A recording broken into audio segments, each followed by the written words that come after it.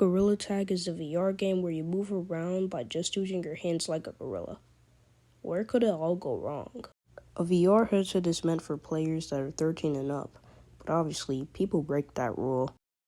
Almost every Christmas update in Gorilla Tag, more and more little kids start owning headsets, which leads to the community getting even more toxic. Gorilla Tag is a free game on the Meta Quest store, so it's basically open to anyone to play. This past year and last year combined, Gorilla Tag's community has gotten more toxic over time. But what's the main thing that's making it toxic? I asked some of my friends what they think that's making the community toxic.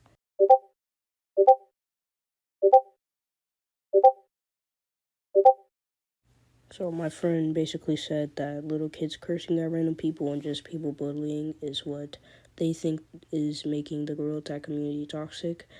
So I asked another one of my friends to see if their answers would be different.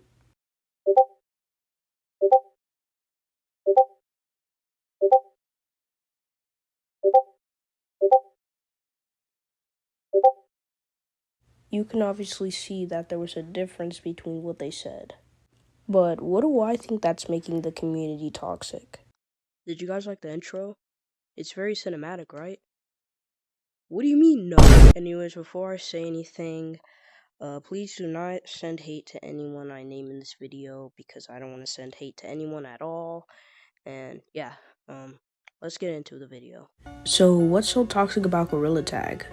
Gorilla Tag is a competitive game, especially when it comes to the game mode infection.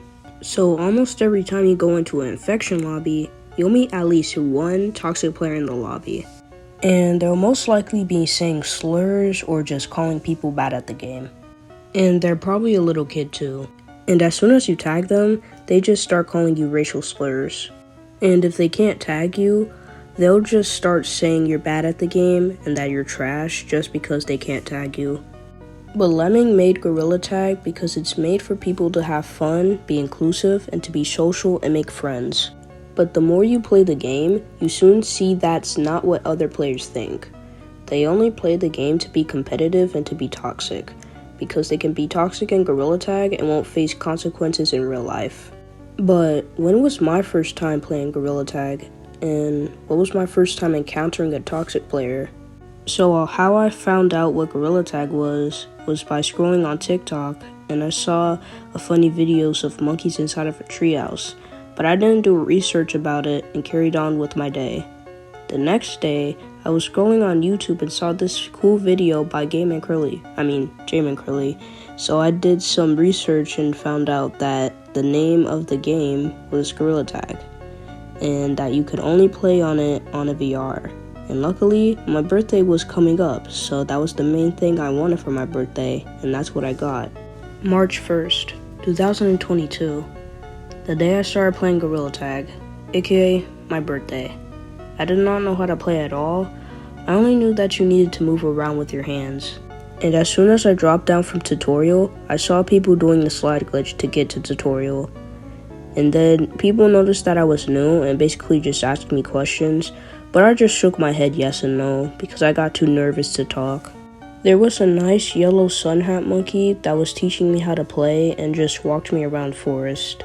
But my first time encountering a toxic player was when the yellow sun hat monkey was teaching me how to play and was telling everyone that I was new at the game, but then a random person just came up to me and started calling me trash at the game even though I just started playing.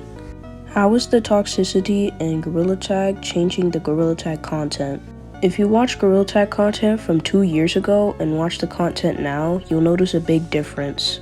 Content creators used to be passionate about making videos, but now you only see a video of a toxic player or just a video about starting drama.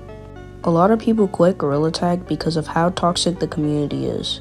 Some of the Gorilla Tag content creators that's been there since the start of Gorilla Tag doesn't even post Gorilla Tag content anymore. They just play the fan games nowadays. There are also some bad and controversial content creators like Pursuit VR and Monkey VR GT and so much others. And ever since Gorilla Tag started getting more toxic, I started playing in the minigames queue because that's where you'll find the least toxic people in. So in conclusion, I think we need more moderators in the game, and if you're a toxic player, no one likes you. You're part of the reason why Gorilla Tag's community is not getting better and getting more toxic. And you're the reason why no one likes to play Gorilla Tag anymore. You guys need to do better, and if you act the way you do in a virtual game, I just wonder how you act in real life. And if you're not a toxic player, good job. You're part of the reason why I still play Gorilla Tag. But yeah, that's all for today's video, guys. Thank you guys so much for watching. Make sure to like and subscribe and join the Discord in the description if you have ideas on what I should post on or talk about next. I also want to thank you guys for getting me to 100 subs. It's been my goal for at least like a year now. But yeah, thank you guys so much for watching. Bye, guys.